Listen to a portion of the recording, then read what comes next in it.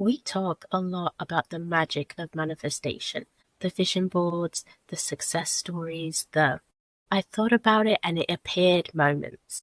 But nobody seems to be talking about the dark side, the obsession, the guilt, the anxiety, the subtle way it can turn into self-blame.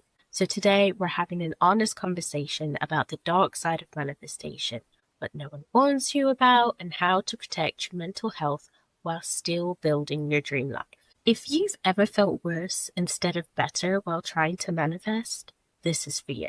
Manifestation culture exploded after books like The Secret made the idea that your thoughts create your reality. On one hand, that's empowering. And on the other hand, it can quietly turn into this. If something bad happened, I must have attracted it. This is where things become dangerous because life includes randomness, other people's choices, biology, economics. Not everything is a reflection of your vibration. When manifestation becomes total responsibility for everything that happens in your life, it can turn into self-punishment. A breakup, you manifested it. Financial stress, you manifested it. Rejection, you manifested it. Rejection, low vibration.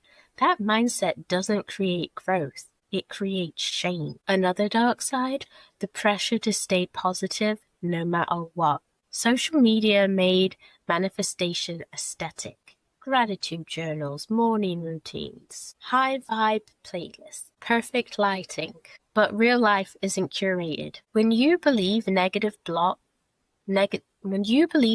emotions block your desires, you start suppressing them. And suppressed emotions don't disappear, they build pressure. Even teachers like Eckhart Tolle, author of The Power of Now, emphasize awareness, not avoidance. Awareness means I feel anxious. Avoidance says I shouldn't feel anxious or I'll ruin everything. The dark side is not feeling bad.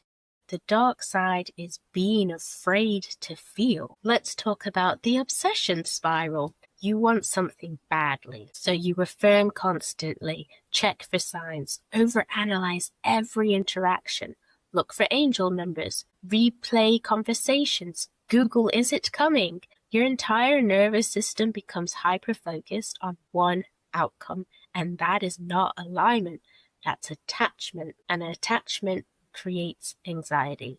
You stop living your life because you're waiting for proof. The dark side of manifestation is that it can turn into a control disguised as faith. Another truth, sometimes manifestation content becomes a sophisticated form of procrastination. You're aligning, you're visualizing, you're working on your energy, but you're not applying, launching, having the conversation, taking the risk. You convince yourself you need to feel perfectly confident before you move. That day never comes. The dark side is waiting for certainty instead of building courage. There's also a subtle ego trap.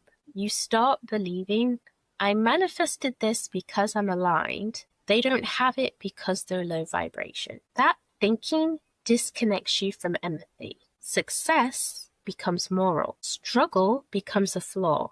But life is complex.